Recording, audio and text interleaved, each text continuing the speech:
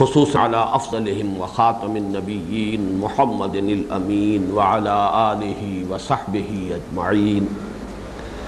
اما بعد فقد قال الله تبارك وتعالى كما ورد في سورة التغابن: اعوذ بالله من الشيطان الرجيم بسم الله الرحمن الرحيم. ما اصاب من مصيبة الا باذن الله ومن يؤمن بالله يهد قلبه والله بكل شيء عليم.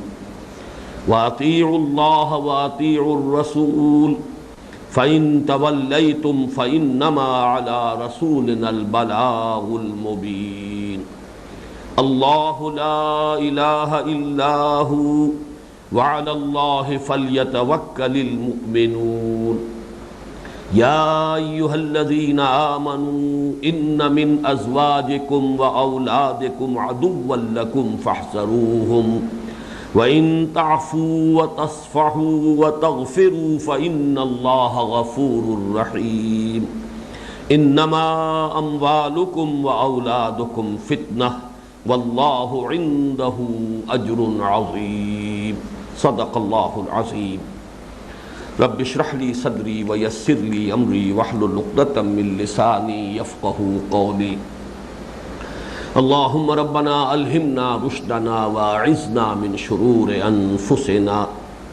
اللهم ارنا الحق حقا وارزقنا اتباعه وارنا الباطل باطلا وارزقنا اجتنابه. اللهم نور قلوبنا بالإيمان واشرح صدورنا للإسلام ووفقنا لما تحب وترضى آمین یا رب العالمین. سورہ تغابن پہ ہماری 6 نشستیں اس سے قبل ہو چکی ہیں یا 8 نشستیں ہو چکی ہیں اور غالباً ابھی 4 نشستوں میں ہم اس سورت کو مکمل کر سکیں گے. ذہن میں تازہ کر لیں کہ یہ سورت 2 رکوعوں پر مشتمل ہے. پہلا رکوع 10 آیات پر اور دوسرا رکوع 8 آیات پر مشتمل ہے. پہلے رکوع کے بھی 2 حصے ہیں.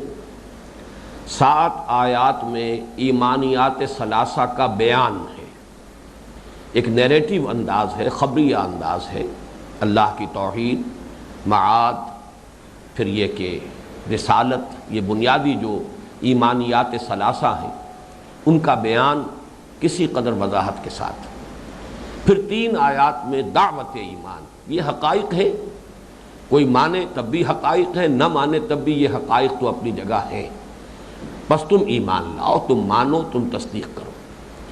دوسرے رکوع کی 8 آیات میں سے پہلی 5 آیات میں ایمان کے ثمرات. ایمان اگر حقیقی ہو، دلوں میں جاگزیں ہو گیا ہو، ذہن و فکر کے اندر پیوست ہو گیا ہو، رچ بس گیا ہو، تو اس کے کچھ ثمرات، جیسے یہ مقولہ ہے کہ درخت اپنے پھل سے پہچانا جاتا ہے، تو وہ مخفی حقیقت جو ہے قلب کے اندر جس کا نام ایمان ہے، اس کی پہچان کے لیے کچھ اس کے ثمرات ہیں، کچھ اس کے پھل ہیں، کچھ اس کے نتائج ہیں. ان میں 5 آیات میں ان کو بیان کیا گیا. پھر آخری 3 آیات میں ان تقاضوں کو پورا کرنے کی بڑی پرزور دعوت دی گئی. یہ جو 5 آیات ہیں جن میں کہ ایمان کے مضمرات کو واضح کیا گیا ہے، ایک بات واضح کی جا چکی ہے کہ ان میں سے 4 آیات کا تعلق انسان کے فکر و نظر سے ہے. اس کی سوچ میں کیا تبدیلی آنی چاہیے، اس کے زاویہ نگاہ میں کیا انقلاب برپا ہو جانا چاہیے، اس کے باطنی احساسات میں کیا تبدیلی پیدا ہونی چاہیے. جب اس نے اللہ کو مانا ہے تو اللہ کی رضا پر راضی رہنا، تسلیم و رضا کی کیفیت، اللہ سے کوئی شکوہ اور شکایت اور ناراضگی کی کیفیت پیدا نہیں ہونی چاہیے. اسی طرح اس کا سارا دار و مدار، توکل، تکیہ، بھروسہ اسباب و وسائل پر نہیں بلکہ مسبب الاسباب پر ہو جانا چاہیے، ذات باری تعالیٰ پر ہونا چاہیے. اسی طرح دنیا میں جتنی بھی چیزیں ہیں جس سے اس کا تعلق ہے، یا تو اس کا سلسلہ حیات جو ہے وابستہ ہے، مال ہے، اسباب ہے، دنیاوی ذرائع ہیں زندگی کے، یا پھر وہ تعلقات ہیں، علائق دنیاوی ہیں، ان کے بارے میں اس کا نقطہ نظر کیا بدل جانا چاہیے. جہاں محبت ہے وہیں خطرہ ہے.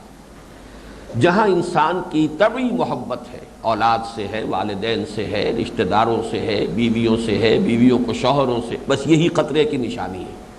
یہ محبت اگر ایک حد کے اندر رہے تو صحیح، اللہ کی محبت کے نیچے نیچے، اگر یہ بڑھ جائے تو انسان کی عاقبت برباد ہو جائے گی۔ یہ نقطہ نظر کی تبدیلی ہونی چاہیے۔ مال و اسباب دنیاوی، اولاد کو ایک فتنہ سمجھنا چاہیے کہ ان کے ذریعے سے اللہ تعالی ہمیں آزما رہا ہے۔ تو 4 آیات مشتمل ہے انسان کے فکر و نظر کی تبدیلی کے بیان میں۔ صرف ایک آیت آئی وَأَطِيعُوا اللَّهَ وَأَطِيعُوا الرَّسُولَ فَإِن تَوَلَّيْتُمْ فَإِنَّمَا عَلَىٰ رَسُولِنَا الْبَلَاغُ الْمُبِينُ، اطاعت کرو اللہ کی اور اطاعت کرو اس کے رسول کی، پھر اگر تم روگردانی کرو، اگر تم پیٹھ دکھاؤ تو جان لو کہ ہمارے رسول پر سوائے پہنچا دینے کے کوئی ذمہ داری نہیں ہے۔ اللہ کے احکام تمہیں پہنچا دینا یہ ان کی ذمہ داری ہے، اس کے بعد ان کی ذمہ داری ختم ہوئی، اب اس پر عمل کرنا سراسر تمہاری اپنی ذمہ داری ہے جس کی جواب دہی تمہیں کرنی ہوگی۔ اگر جیسے کہ میں نے عرض کیا ایمانی حقائق تو اپنی جگہ ہیں، مانو تب بھی نہ مانو تب بھی، ہاں ماننے میں تمہاری فلاح ہے، کامیابی ہے۔ اسی طرح اللہ کے احکام تو اپنی جگہ ہیں، واجب التعمیل ہے، لیکن تمہیں اختیار دیا ہے، عمل کرو نہ کرو یہ تمہارا اختیار ہے۔ ہاں اگر کرو گے تو اس میں تمہاری فلاح ہے، کامیابی ہے، اللہ کی رضا ہے۔ تو یہ ایک آیت، پہلے تو یہ نسبت و تناسب نوٹ کر لیجئے کہ گویا کہ ثمرات ایمانی میں ریشو پروپورشن یہ ہے کہ فکر و نظر کی تبدیلی ہے اصل اہم تبدیلی، اس کا نتیجہ جو ہے وہ ہے انسان کے عمل کی تبدیلی۔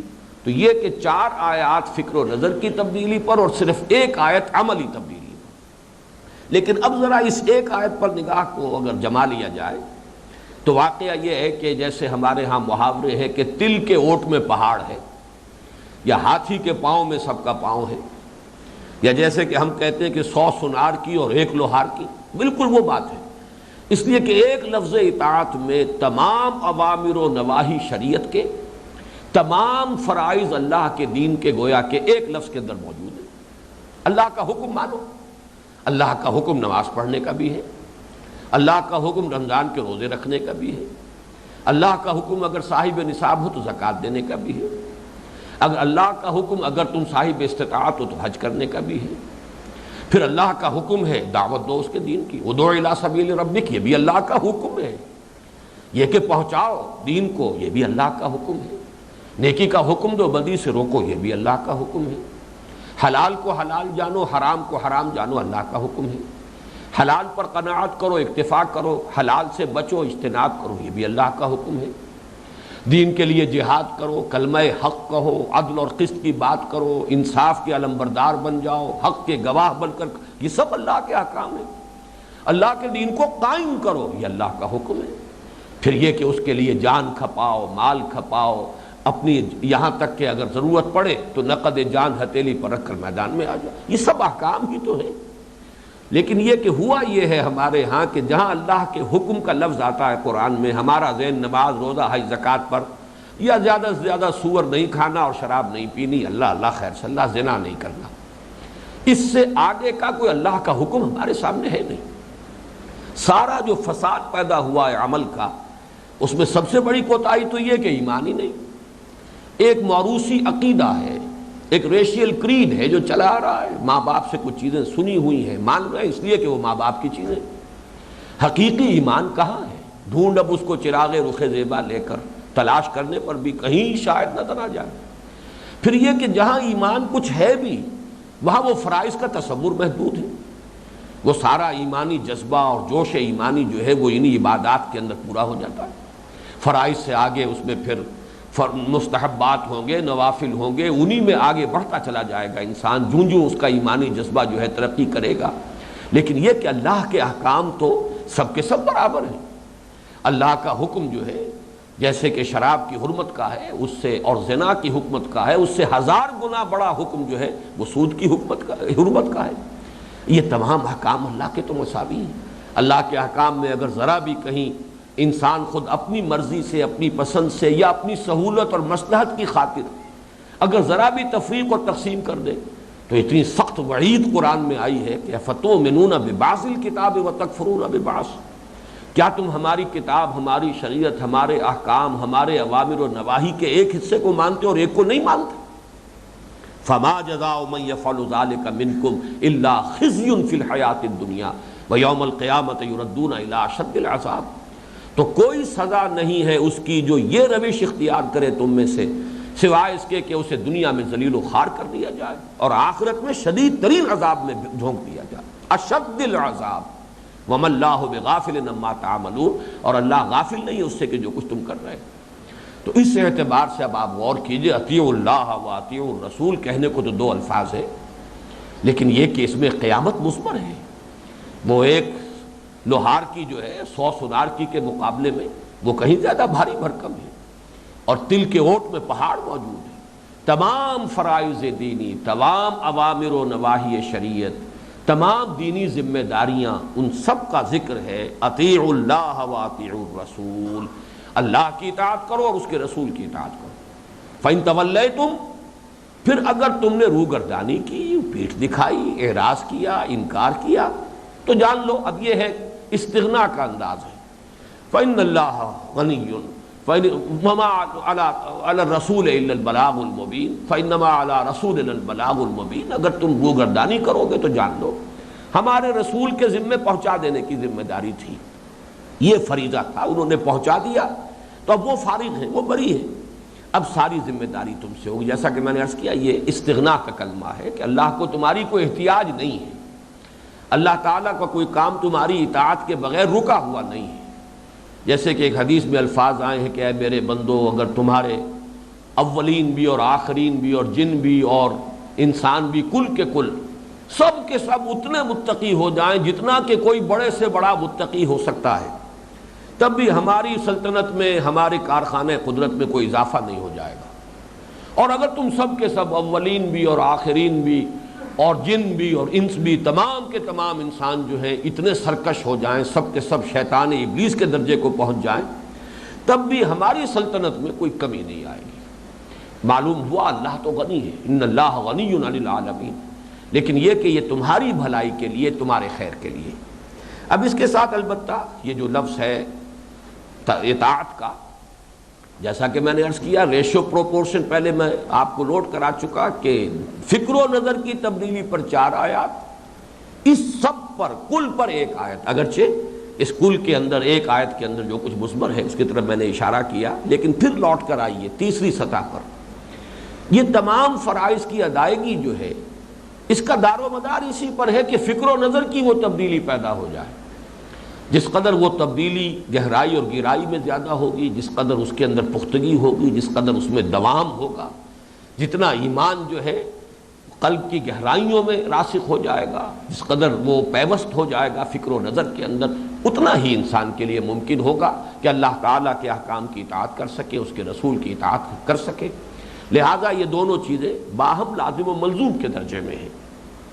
اب آئیے اس آیت کے ذرا ایک لفظ پر ہم غور کریں۔ لفظ اطاعت ہمارے اس منتخب نصاب کے درس کے سلسلے میں اب تک صرف ایک جگہ آیا تھا، تیسرے درس میں سورہ لقمان میں، وہاں اللہ تعالیٰ کی طرف سے جو حضرت لقمان کی نصاحت میں جو اضافہ کیا گیا یا جو اس کا خلا تھا وہ پر کیا گیا، اسی میں یہ مضمون آیا ہے کہ اگر مشرک والدین تم پر دباؤ ڈالے کہ تم اللہ کے ساتھ شرک کرو، فلا تطعہما، تو ان دونوں کا کہنا مت مانو۔ یہاں وہ اپنی حدود سے تجاوز کر گئے ہیں، اگرچہ اللہ تعالیٰ نے اپنے شکر کے فوراً بعد والدین کا شکر جو ہے اسے لازم قرار دیا، انشکر لی ولوالدیک، شکر کرو میرا اور اپنے والدین کا، اس درجے اس کا مقام ہے، اتنا اسے اونچا اٹھایا ہے۔ لیکن یہ ہے کہ وہ اگر اس سے بھی اوپر جانا چاہتے ہیں، اللہ سے بھی بالا تر ہونا چاہتے ہیں، اللہ کے احکام کے خلاف حکم دینا چاہتے ہیں، لا طاعۃ لمخلوق فی معصیۃ الخالق، تو مخلوق میں سے کسی کی اطاعت نہیں ہے جس میں کہ جس معاملے میں کہ اللہ کی معصیت لازم آ رہی، فلا تطعہما، تو ان کا کہنا نہ مانو۔ لیکن یہ کہ اصلاً یہ آیت مبارکہ جو ہے ہمارے اس منتخب نصاب کے درس میں اطاعت کی تاکید پر مشتمل، یہ پہلا مقام ہے۔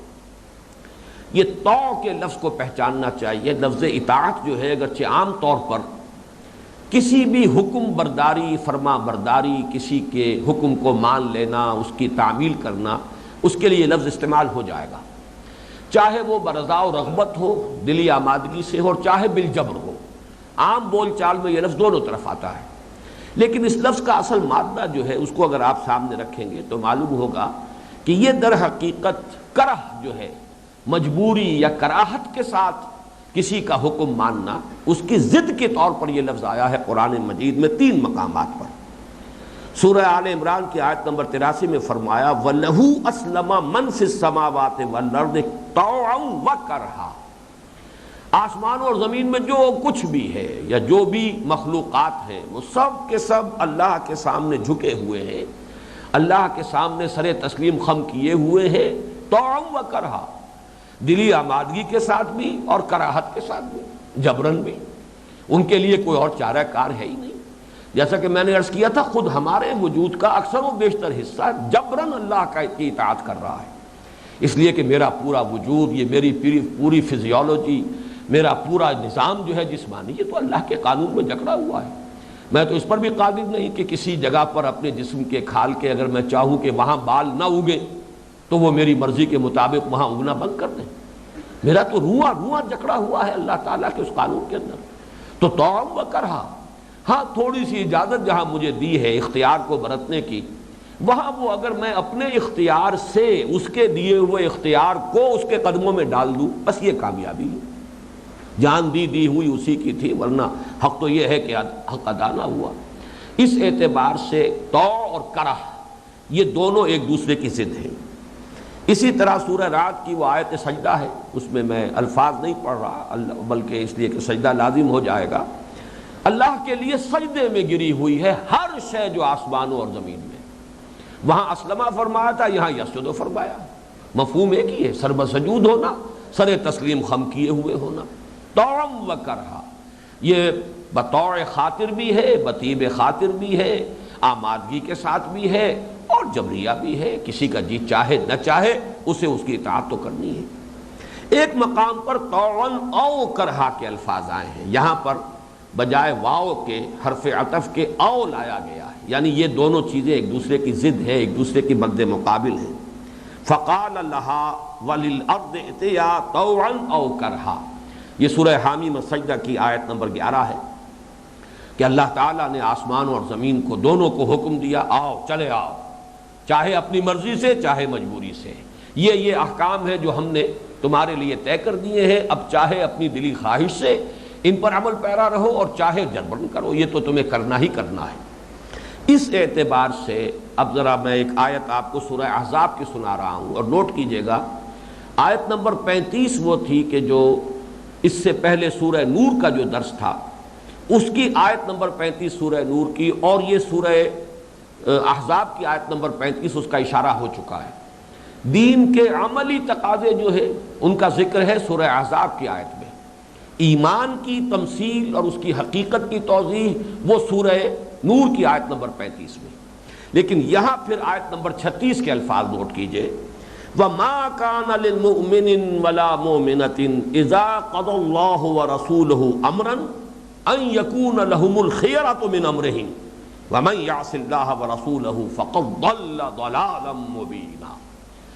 کسی مومن مرد اور کسی مومن عورت کے یہ شایان شان ہے ہی نہیں کہ جب اللہ اور اس کا رسول کوئی فیصلہ کر دے تو پھر بھی اسے کوئی اختیار باقی رہ جائے اس کے لیے اپنے معاملے میں۔ اگر یہ احساس بھی ہے کہ میرے پاس کوئی چوائس ہو تو ایمان کی نفی ہو گئی، پھر ایمان کہاں رہا؟ اللہ کو مانا ہے، رسول کو مانا ہے تو اختیار تو ختم ہو گیا۔ ہاں جب تک کوئی حکم نہیں آیا ہے، فرض کیجئے آپ کے علم میں نہیں آیا، حکم تو موجود ہے، علم میں نہیں آیا، وہ اختیار برقرار ہے آپ کے لیے۔ اللہ تعالیٰ کے ہاں آپ اس سے ناواقفیت کے عذر کو پیش کر سکیں گے، ذمہ داری ان پر ہو جائے گی کہ جن کے ذمے تھا اس حکم کو پہنچانا آپ تک۔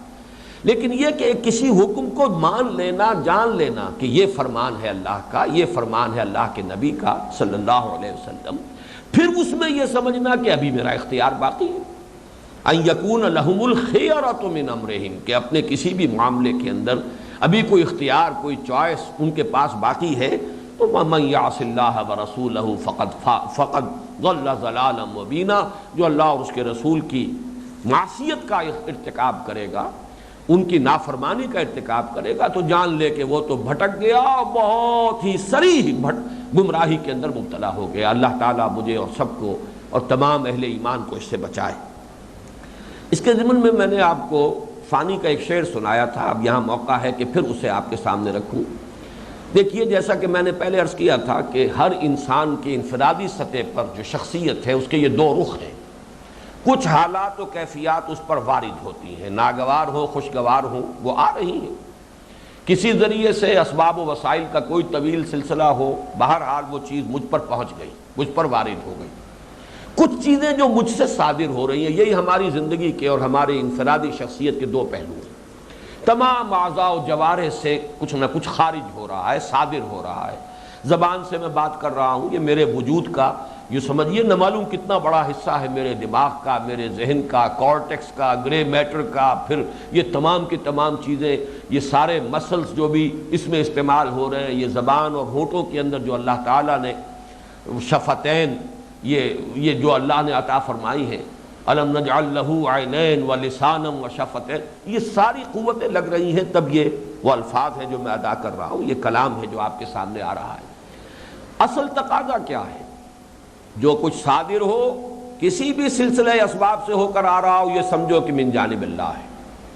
اگرچہ اس کا یہ مطلب نہیں، جیسا کہ وضاحت سے میں کر چکا ہوں، کہ کرنے والا ذمہ دار نہیں رہا، جو درمیان میں ہے، اگر وہ ظالم ہے اس کو ظلم کی سزا دی جائے گی، لیکن یہ کہ تم یہ سمجھو کہ بغیر اذن رب تم پر یہ شے وارد نہیں ہو سکتی تھی۔ اسی طریقے سے جو کچھ صادر ہو رہا ہے وہ اللہ اور اس کے رسول کی اطاعت کے سانچے میں ڈھل کر صادر ہو، کوئی اس شے اس سے خارج نہ ہو، اس سے مختلف نہ ہو، بلکہ اس سانچے میں ڈھلی ہوئی۔ مجھے چونکہ وہ شعر بہت پسند ہے، اسی لیے یہی انداز تعبیر میری زبان پر اکثر آتا ہے۔ فانی کا ایک شعر ہے کہ فانی تیرے عمل ہمتن جبر ہی سہی، یہ اصل میں وہ جبریہ کا یوں سمجھیے کہ نقطہ نظر ہے، جس کی ترجمانی بڑی خوبصورتی سے کی ہے، اگرچہ ہم اس کو 100% درست نہیں سمجھتے۔ انسان میں اللہ تعالیٰ نے ایک قدرت بھی رکھی ہے، ایک اختیار بھی اسے دیا ہے، اما شاکرا و اما کفورا، لیکن ایک نقطہ نظر یہ ہے کہ انسان مجبور بحث ہے۔ نہ ہم مجبوروں پر یہ تہمت ہے مختاری کی، چاہے ہیں سو آپ کریں ہیں ہم کو عبث بدنام کیا، ایک نقطہ نظر ہے، ایک فلسفیانہ پورا مکتبہ فکر ہے، پھر یہ کہ شاعرانہ انداز تعبیر ہے۔ تو فانی تیرے عمل ہمتن جب ہی صحیح، سانچے میں اختیار کے ڈھالے ہوئے تو ہے، اسی کو غنیمت سمجھو کہ تمہیں اختیار کا ایک احساس تو دیا ہے اللہ نے، تمہارے خالق نے، کہ تم محسوس کرتے ہو کہ یہ میں اپنی مرضی سے کر رہا ہوں۔ یہ جو سانچے میں اختیار کے ڈھالے ہوئے تو ہے، بس یہاں پر یوں الفاظ رکھیے کہ یہ اللہ اور اس کے رسول کی اطاعت کے سانچے میں ڈھل کر صادر ہو، جو بھی صادر ہو، جو عمل بھی ہو، آنکھ سے ہو رہا ہو، زبان سے ہو رہا ہو، وہ کانوں سے انسان کر رہا ہو۔ ایک تو یہ کہ آواز آ گئی مجبوراً، کہیں آپ جا رہے تھے کوئی آواز کانوں میں پڑ گئی، ایک یہ کہ آپ کچھ شے سننے کی خود بالارادہ کوشش کر رہے ہیں، ان چیزوں کے اندر زمین و آسمان کا فرق ہو جائے گا۔ ایک یہ ہے کہ بلا ارادہ کہیں آنکھ پڑ گئی، کہیں نگاہ پڑ گئی انسان کی، اور ایک یہ ہے کہ آپ بالارادہ کسی شے کو دیکھ رہے ہیں۔ جہاں بھی ارادہ، جہاں بھی آپ کا وہ اختیار کا سانچہ جو ہے موجود ہے، اس میں سے جو برآمد ہو وہ اللہ اور اس کے رسول کی اطاعت کے سانچے کے اندر ڈھلا ہوا برآمد ہو۔ اطیعوا اللہ و اطیعوا الرسول، اسی کو میں نے ابھی تعبیر کیا تھا کہ یہ اختیار جتنا بھی ہے اتنا نہیں ہے جتنا عام آدمی سمجھتا ہے۔ یقیناً ہماری مجبوری کا پہلو بھی ہے اور بہت بڑا ہے، جیسا کہ میں نے عرض کیا کہ ہمارا یہ تمام جو جینیٹکس کا نظام ہے، جو جینز ہمیں ملے ہیں، جس سے ہماری شخصیت، ہمارے خد و خال، ہمارے نقش و نگار بنے ہیں، یہ سب کے سب تو ہمارے لیے چوائس نہیں ہے کوئی، یہ تو اللہ کی طرف سے، خالق کی طرف سے گون ہے ہم میں سے ہر شخص کے لیے، معین کرتا ہے پہلے سے۔ بہت سی چیزیں ہیں کہ جن میں ہم مجبور ہیں، لیکن ایک ایلیمنٹ ہے اختیار کا۔ فائنل انالیسس کے اندر وہ اختیار کا ایلیمنٹ جو ہے انسان کو حاصل ہے، وہ جتنا ہے وہ اتنا ہی اللہ تعالیٰ حساب لے لے گا انسان سے۔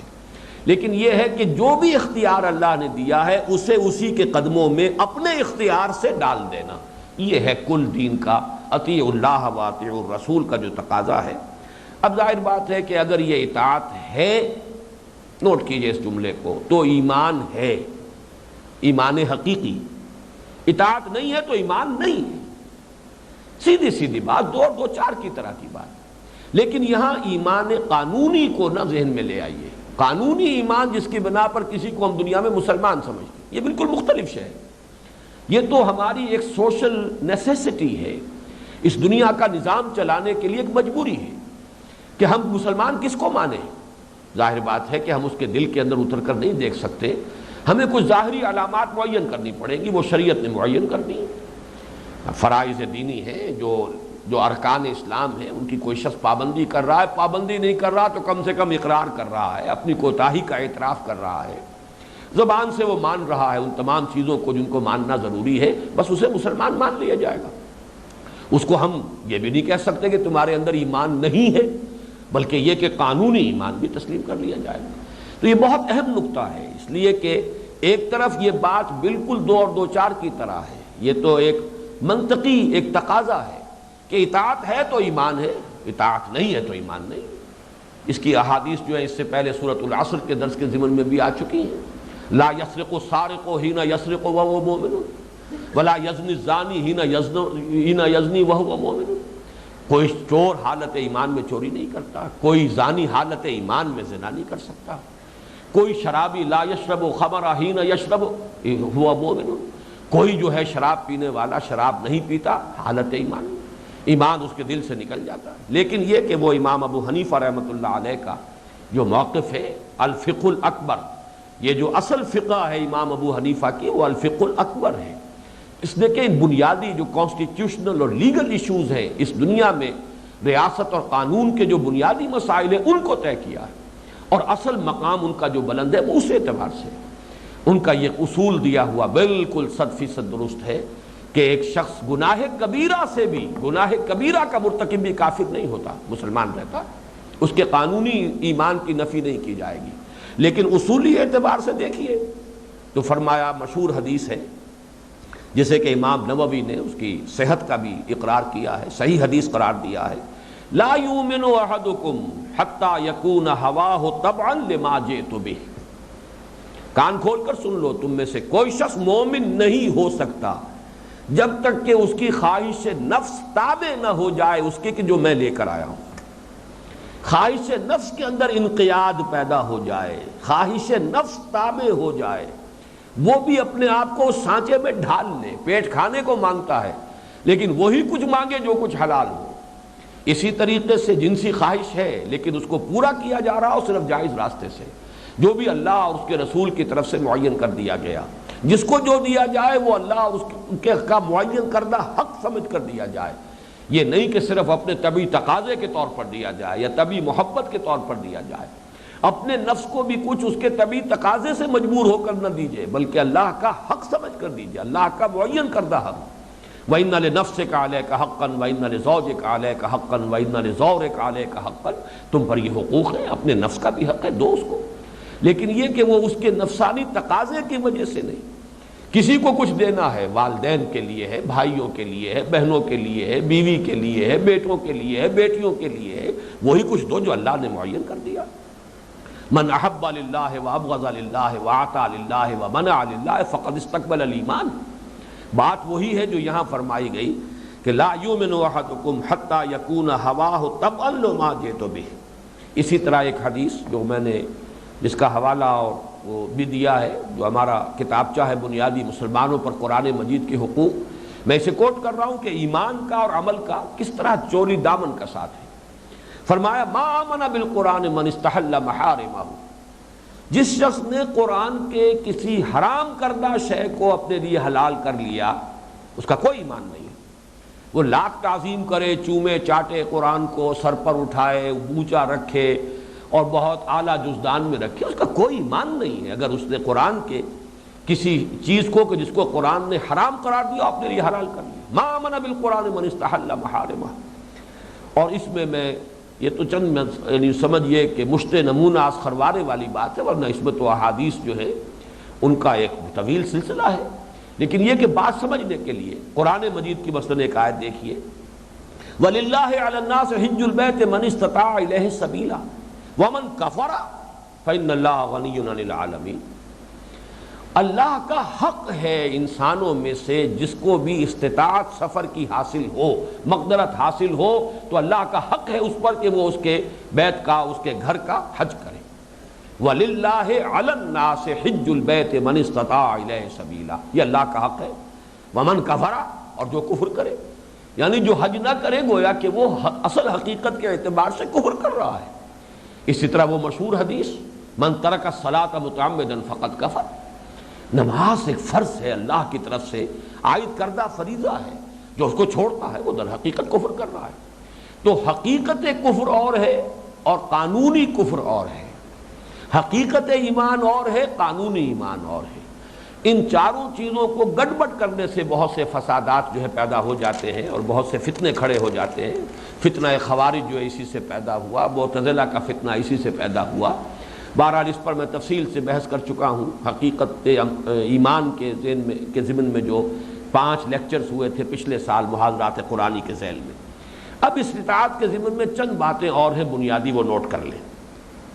نمبر 1 یہ کہ اطاعت اصلاً اللہ کی ہے، عملاً رسول کی ہے۔ یہ جملہ اچھی طرح اپنے ذہن پر لکھ لیجیے۔ اطاعت اصلاً اللہ کی ہے، رسول کی اطاعت بھی در حقیقت اللہ کے نمائندے کی حیثیت سے ہے۔ رسول کی اطاعت ان کی ذات کی اطاعت نہیں ہے۔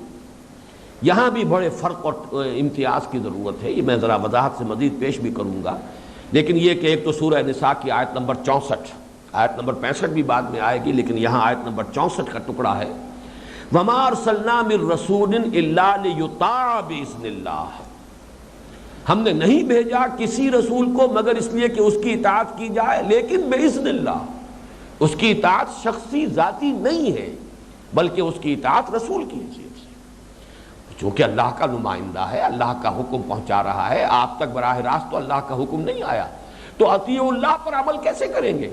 وہ اطیعوا الرسول کی شکل میں ہوگا۔ تو معلوم ہوا کہ اطاعت حقیقت میں تو اللہ کی ہے، رسول کی اطاعت بھی کر رہے ہیں، تو وَمَن يُطِعِ الرَّسُولَ فَقَدْ أَطَاعَ اللَّهَ، جو کوئی بھی اطاعت کرتا ہے رسول کی تو اس نے در حقیقت اطاعت کی اللہ کی۔ اسی طریقے سے سورہ شعراء میں 8 مرتبہ آیا ہے فَاتَّقُوا اللَّهَ وَأَطِیعُونِ، تمام رسول، حضرت نوح، حضرت ہود، حضرت صالح، حضرت موسیٰ، حضرت لوط، حضرت شعیب، ایک ایک کا تذکرہ سورہ شعراء میں آپ کو معلوم ہے۔ تقریباً حضرت موسیٰ کے ذکر پر تو کئی رکوع ہیں، لیکن اکثر بقیہ انبیاء اور رسل ہیں ان پر ایک ایک رکوع ہے، اور سب میں الفاظ آئے فَاتَّقُوا اللَّهَ وَأَطِیعُونِ، اللہ کا تقوی اختیار کرو اور میری اطاعت کرو۔ وہاں اللہ کے ساتھ لفظ اطاعت نہیں لائے، اس لیے کہ اللہ کی اطاعت بھی در حقیقت تو رسول کی اطاعت ہے، تو اطاعت کو وہاں پر مخصوص کر دیا گیا ہے رسول کے ساتھ، اور اللہ کے ساتھ صرف لفظ تقوی لایا گیا، فَاتَّقُوا اللَّهَ وَأَطِیعُونِ، تقوی اختیار کرو اللہ کا اور اطاعت کرو میری۔ اور اس کے ضمن میں اب نوٹ کیجئے آیت نمبر 65 سورہ نساء کی، یہ اطاعت کس درجے مطلوب ہے، ایمان حقیقی کے اعتبار سے اس کا معیار کیا ہے۔ فَلَا وَرَبِّكَ لَا يُؤْمِنُونَ حَتَّى يُحَكِّمُوكَ فِي مَا شَجَرَ بَيْنَهُمْ ثُمَّ لَا يَجِدُوا فِي أَنفُسِهِمْ حَرَجًا مِّمَّا قَضَيْتَ وَيُسَلِّمُوا تَسْلِيمًا، تو تیرے رب کی قسم ہے محمد صلی اللہ علیہ وسلم، یہ ہرگز مومن نہیں ہو سکتے جب تک کہ یہ تمام معاملات جو ان کے مابین اٹھ کھڑے ہوں، کوئی نزاع ہو، کوئی جھگڑا ہو، کوئی اختلاف ہو، اس میں آپ کو حکم تسلیم نہ کریں، اور پھر جو فیصلہ آپ کر دیں اس پر اپنے دل میں بھی کوئی تنگی محسوس نہ کریں۔ نافرمانی تو بہت دور کی بات ہے، رسول کا حکم رد کر دینا یہ تو بہت دور کی بات ہے، رسول کی نافرمانی کرنا یہ تو گویا کہ کھلم کھلا ایک بغاوت ہے۔ لیکن یہ کہ اپنے دل میں مان تو لیا، عمل بھی کر لیا، لیکن اپنی طبیعت میں اکراہ کا جذبہ محسوس کیا، اپنی طبیعت کے اندر انقباض محسوس کیا، اگر اپنی طبیعت کے اندر حرج محسوس کیا، ثم لا یکون حرجا، وہ ان کے دل کے اندر جو ہے کوئی حرج اور کوئی تنگی اور کوئی اکراہ اور انقباض کی کیفیت بھی نہیں ہونی چاہیے، یہ ہے ایمان کی شرط لازم۔ اسی ضمن میں ایک حدیث بہت ہی پیاری ہے، بہت جامع ہے، حضور نے فرمایا کل امتی یدخلون الجنہ الا من ابا۔ دیکھیں کس قدر پیارا انداز ہے بات کو سمجھانے کا، ایسا انداز اختیار کیا ہے کہ لوگ چونک جائیں۔ پہلے یہ کیا بات آپ نے فرمائی، میری امت پوری کی پوری جنت میں داخل ہوگی سوائے اس کے جو خود انکار کر دے۔ اب بڑا ایک عجیب سا انداز ہے، جنت میں داخلے سے کون انکار کرے گا؟ قیل ومن ابا، پوچھا گیا، کہا گیا کہ وہ کون ہوگا جو انکار کرے گا، اس سے مراد کیا ہے؟ قال من اطاعنی دخل الجنہ ومن عصانی فقد ابا، جو میری اطاعت کرے گا وہ جنت میں داخل ہو جائے گا، اور جو میری نافرمانی کرے گا گویا کہ اس نے خود انکار کیا ہے جنت میں داخلے سے۔ جنت میں داخلے کا تو شاہدرہ جو ہے، دروازہ جو ہے، وہ میری اطاعت ہے۔ من اطاعنی دخل الجنہ ومن عصانی فقد ابی۔ اچھا، دوسری بات نوٹ کیجئے، اور یہ ہے بہت مشکل مسئلہ، اگرچہ حضور کے زمانے میں مشکل نہیں تھا، لیکن آپ کے بعد یہی ہے اشکال کہ جو ہمارے بہترین دماغ جو ہے لگے ہیں اس اشکال کے حل پر۔ وہ اشکال کیا ہے؟ رسول کے بھی حکم اور مشورے اور رائے میں فرق ہے۔ رسول کا ہر قول حکم نہیں ہوتا تھا، لیکن صحابہ کرام کو یہ سہولت حاصل تھی کہ وہ پوچھ لیتے تھے، حضور یہ آپ کا حکم ہے یا مشورہ ہے؟ یہ کوئی حکم ہے جو وحی کے ذریعے سے آپ تک آیا ہے، اللہ کا حکم ہے جو آپ ہمیں پہنچا رہے ہیں، یا آپ کی ذاتی رائے ہے؟ آیا ہمیں کچھ کہنے کا حق حاصل ہے؟ اور ظاہر بات ہے کہ حضور کی طرف جیسے کہ عام روش ہے صحابہ کرام کی، آپ نے سنا ہوگا کہ وہ پوچھ لیتے تھے، حضور اگر تو یہ بات آپ وحی کے ذریعے سے ہے، طے کیا ہے آپ نے معاملہ، یہاں جو آپ نے پڑاؤ لگایا ہے ہمارا فوجی غزوہ بدر میں، اگر تو عضو وحی ہے سمعنا واطعنا، ٹھیک ہے، لیکن اگر آپ کی ذاتی رائے ہے تو ہمیں اجازت دیجئے کہ ہم کچھ اس میں اپنی رائے پیش کر سکیں، اگرچہ وہ بات تو فعل تو حضور ہی کا تھا۔ اس اعتبار سے بہت اہم مسئلہ ہے کہ رسول کے حکم، مشورے اور رائے میں فرق ہے۔ اب ذرا اس کی تفصیل سنیے۔ حکم جو ہے وہ دونوں وحیوں پر مبنی ہو سکتا ہے، وحی جلی پر بھی، وحی خفی پر بھی۔ وحی جلی، وحی مطلوع جو قرآن میں آ گیا ہے وہ تو وحی جلی ہے، وحی مطلوع ہے، اس کی تلاوت کی جاتی ہے، وہ تو بالکل کھلم کھلا وحی ہے۔ ایک وحی خفی بھی ہے، اس وحی خفی پر مبنی بھی حکم دے سکتا ہے رسول۔ یہ نہیں ہے کہ رسول کا حکم صرف وہی شمار کیا جائے گا کہ جو قرآن میں آ گیا، وحی جلی میں آ گیا ہو۔ بس یہاں تقسیم ہو جاتی ہے ان لوگوں کے مابین کہ جو اہل سنت کہلاتے ہیں اور وہ لوگ کہ جو پھر سنت سے روگردانی کرتے ہیں، وہ چاہے حدیث کے منکرین ہوں اور چاہے استخفاف سنت کے مجرم ہوں، لیکن یہاں سے فرق ہو جائے گا کہ وحی خفی کو بھی ماننا پڑے گا اور رسول کی اطاعت بھی مستقل اطاعت ہے۔ یہی وجہ کہ اطیعوا کے لفظ کی تکرار آئے گی، ایک اور آیت مبارکہ ہے جو سامنے آئے گی، وَأَطِيعُوا اللَّهَ وَأَطِيعُوا الرَّسُولَ وَأُولِي الْأَمْرِ مِنْكُمْ۔ تیسری مرتبہ جو ہے وہ اطاعت اولی الامر کے اندر اطیعوا کے لفظ کو دہرایا نہیں گیا، لیکن 2 مرتبہ اس کو دہرایا گیا۔ معلوم ہوا کہ رسول کی اطاعت بھی اپنی جگہ مستقل بذات اطاعت ہے، صرف اللہ کے حکم کو پہنچا دینا ان کی ذمہ داری نہیں۔ اس میں چونکہ آج کل یہ خاصا بڑا فتنہ ہے، اور ہمارے جدید تعلیم یافتہ لوگوں میں چونکہ ذہن پہلے سے تیار ہوتے ہیں، مغربی تہذیب اور اس سے جو بھی کچھ وجود میں آیا ہے اس کے دلدادہ ہونے کے باعث حدیث رسول اور حضور کے احکام جو ہے انہیں محسوس ہوتا ہے کہ یہ کچھ زیادہ ہی ہماری قدغنیں ہمارے اوپر عائد کرنے والی چیزیں ہیں، تو اس سے اباء کا ایک جذبہ عمومی موجود ہے، لہذا اس کے لیے لوگ جو ہے وہ بڑے گوشے حقیقت نیوش سے ان تمام باتوں کو سنتے ہیں۔ تو نوٹ کیجئے، ایک حدیث میں آپ کو سنا رہا ہوں، یہ ابو داؤد میں بھی ہے، ابن ماجہ میں بھی ہے، دارمی میں بھی ہے، عن مقدام ابن معدی کرب رضی اللہ تعالی عنہ، الا انی اوتیت القرآن ومثلہ معہ، لوگوں آگاہ ہو جاؤ، مجھے قرآن بھی دیا گیا ہے اور اسی کے مثل اس کے ساتھ ایک اور شے بھی دی گئی ہے۔ یہ ہے کہ جو نص قطعی ہے کہ قرآن وحی جلی اور ایک وحی خفی بھی ہے جو محمد الرسول اللہ کو عطا ہوئی ہے، اور وہ اپنی قطعیت کے اندر مثل ہے، اس جیسی ہے۔ الا انی اوتیت القرآن ومثلہ معہ، آگاہ ہو جاؤ کہ مجھے قرآن بھی دیا گیا ہے اور اس کے مثل ایک اور شے بھی جو اس کے ساتھ دی گئی ہے۔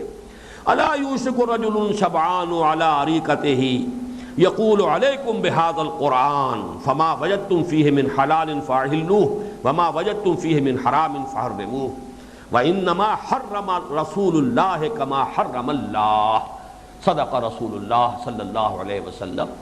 حضور نے فرمایا دیکھو، ایسا نہ ہو کہ کوئی شخص پیٹ بھرا شخص ہو، خوشحال ہو، آرام سے آسائش سے بسر کر رہا ہو، اپنے کسی چھپر کھٹ پر بیٹھا ہوا بڑا تکیہ لگا کر، اور وہ یہ واعظ ارشاد فرمائے اور یہ بات کہے کہ دیکھو لوگو، تم پر اس قرآن کی پابندی لازم ہے، جو کچھ تم اس میں حلال پاؤ اس کو حلال سمجھو، جو کچھ اس میں حرام پاؤ اسی کو حرام سمجھو۔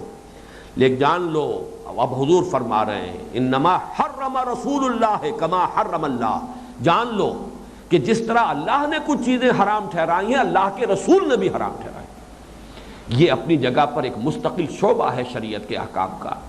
اس اعتبار سے یہ جو رسول کی اطاعت ہے، چاہے وہ مبنی بر وحی جلی ہو چاہے وہ مبنی بر وحی خفی ہو، دونوں میں تفریق نہیں ہوگی۔